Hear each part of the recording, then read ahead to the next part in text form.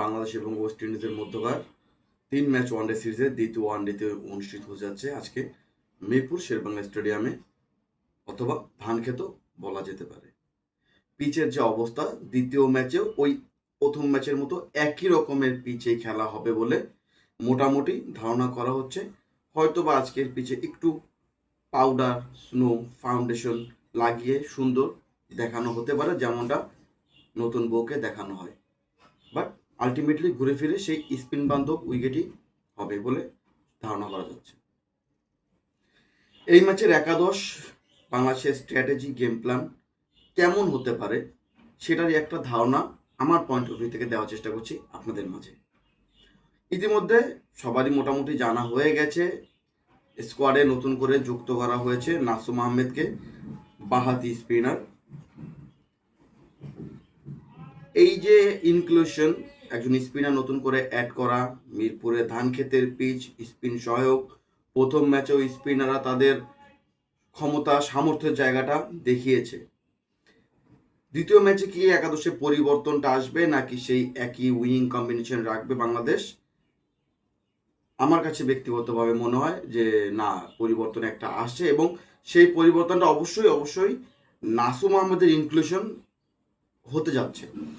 বাংলাদেশ কি সেক্ষেত্রে একজন পেস বলার এবং 4জন স্পিনার নিয়ে খেলবেন, নাকি 2জন পেসার রেখেই 3জন স্পিনার নিয়ে 4জন স্পিনার নিয়ে খেলে একজন ব্যাটসম্যান কমিয়ে দেবেন?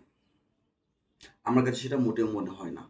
আমার কাছে মনে হয় আজকে তাসকিন আহমেদ দল থেকে রেস্ট পেতে যাচ্ছেন এবং তার পরিবর্তে নাসুম আহমেদকে দলে ইনক্লুড করা হতে পারে। সেক্ষেত্রে উপর থেকে নির্বাচিত একাদশ ব্যাটার একই থাকবে আমার বলে ধারণা।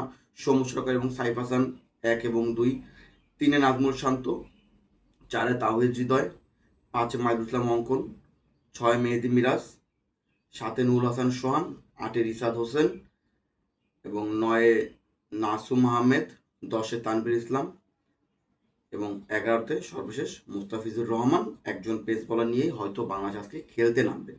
হোম সিরিজের পুরোপুরি অ্যাডভান্টেজ বাংলাদেশ নিতে চাইবে, এটাই স্বাভাবিক। বাট অ্যাডভান্টেজ নিতে গিয়ে আলটিমেটলি ক্রিকেটের ক্ষতি করে খুব একটা লাভ কি হচ্ছে? এখান থেকে শেখার বা পাওয়ার বা পরবর্তীতে এটার এক্সিকিউশন করার মতো কোনো কিছু কি বাংলাদেশ পেতে যাচ্ছে? দিন শেষে ক্ষতিটা হচ্ছে ক্রিকেটের। হ্যাঁ, লাভ কারো না কারো তো অবশ্যই হচ্ছে, একজনের ক্ষতি হলে একজনের লাভ হবে, এটাই স্বাভাবিক। সেই লাভটা কি বিসিবির হচ্ছে না, বা আমাদের সাধারণ ক্রিকেট ভক্ত সমর্থকদের সামনে কি একটা রঙিন চশমা পরিয়ে দেওয়া হচ্ছে না? আমি তো সেটাই মনে করি। জয় হচ্ছে, জয় সবসময় ভালো, জয়ের ধারায় থাকা ভালো। হোম সিরিজের ক্ষেত্রে সেটা আরও বেশি প্রযোজ্য। 2027 বিশ্বকাপ খেলতে হলে বাংলাদেশ ওডিআই র্যাঙ্কিংয়ে যদি উপরে উঠতে হয়, জিততে হবে ওডিআইতে। হোম সিরিজ তো অবশ্যই, এই ম্যাচটা জিতলে বাংলাদেশ সিরিজ জিতে যাবে এবং 27 বিশ্বকাপ সরাসরি খেলার আরেকটু সম্ভাবনা বেড়ে যাবে। বাট এই যে বেড়ে যাওয়া, এটা বেড়ে যাওয়া যদি বেড়ে গিয়ে বাংলাদেশ 27 বিশ্বকাপে সরাসরি খেলার সুযোগ পায়ও, সেই বিশ্ব মঞ্চে গিয়ে সেই ফ্ল্যাট উইকেটে, সেই স্পোর্টিং উইকেটে বাংলাদেশ গিয়ে সার্ভাইভ করতে পারবে? বিগত দিনগুলোতে তো আমরা সবসময় দেখেছি এভাবে হোম সিরিজে হোম অ্যাডভান্টেজ নিয়ে বাংলাদেশ ভালো পারফরমেন্স করে, ভালো র্যাঙ্কিং পয়েন্ট নিয়ে বিশ্ব মঞ্চে গিয়ে তারা তাদের ইজ্জত সম্মান সবটুকু ডুবিয়ে আসে, জলাঞ্জলি দেয় তাদের সব আশা ভরসা। আসলে জেতা দরকার, কিন্তু সেটা ইভেন হওয়া উচিত। সেই জয়টা নিজেদের সামর্থ্যকে দেখিয়ে জয় আনাটা উচিত, না কিনা একটা নির্দিষ্ট পক্ষকে তাদের নিজস্ব যেই ট্রিক্স, আমি বলবো এটা ট্রিক্স না, এটা একটা ধাঁধা, এই ধাঁধার মধ্যে ফেলে বিপরীত দলকে বিব্রত করে সহজ জয় তুলে নেওয়া, এটাকে কখনোই নিজের সামর্থ্য জানান দেওয়া হয় না। এটা জানান দেওয়া হয় আমরা কৃষি নির্ভর দেশ, আমাদের ধান ক্ষেত আছে। বাংলাদেশের স্পন্সর যে ডাচ বাংলা ব্যাংক, এই ওডিআই সিরিজে আমার কাছে মনে হয় কি বাংলাদেশ চেষ্টা করতে পারে কৃষি বা হোম সিরিজগুলো অ্যাটলিস্ট কৃষি ব্যাংকের সাথে একটু কন্ট্যাক্ট করে যদি স্পন্সরশিপ নেওয়া যায়। কারণ ধান খেতে খেলা কৃষি ব্যাংকে স্পন্সরশিপ দেখতেও ভালো লাগে, আরও একটু মনে হয় যে দৃষ্টিনন্দন হয় বলে আমার কাছে মনে হয়। আপনাদের কি মনে হয়?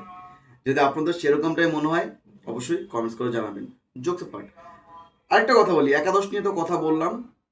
আজকের ম্যাচের টসটা খুব খুব খুব বেশি ইম্পর্টেন্ট বলে আমি মনে করছি। কারণ আজকে বাংলাদেশ, আমি চাইবো টসে জিতে এবং ব্যাটিংয়ের সিদ্ধান্ত নিক।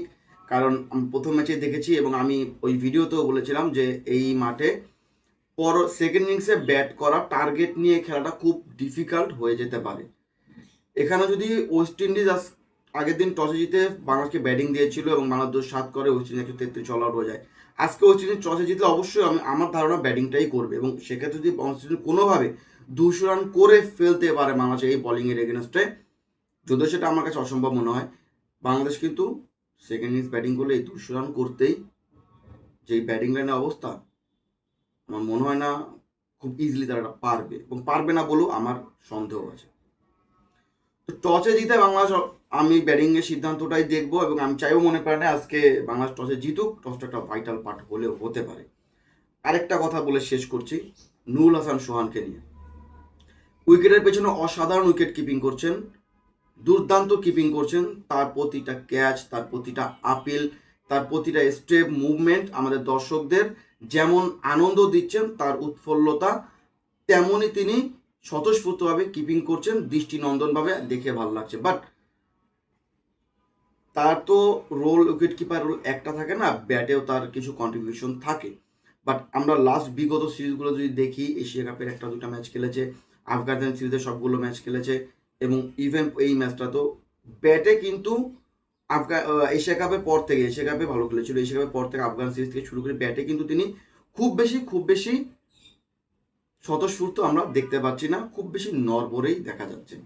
নুরুল হাসান সোহানকে যদি দলে টিকে থাকতে হয়, আজকের ম্যাচটা তার ব্যাটিংয়ে যদি তিনি সুযোগ পান, অবশ্যই ভালো কিছু করে দেখাতে হবে। আদারওয়াইজ যত ভালো কিপিংই করুক, কোচদের কল কিন্তু চলে আসবে। কার দিকে আসবে, কার কথা ইঙ্গিত করলাম, সেটা আপনারা অবশ্যই বুঝতে পেরেছেন। যদি বুঝে থাকেন কমেন্টস করে জানাবেন, আমিও দেখতে চাই আমার সাথে আপনার পয়েন্ট অফ ভিউ মিলে যায় কিনা। ধন্যবাদ এতক্ষণ স্পোর্টস পয়েন্ট অফ ভিউ সঙ্গে থাকার জন্য। আসসালামু আলাইকুম।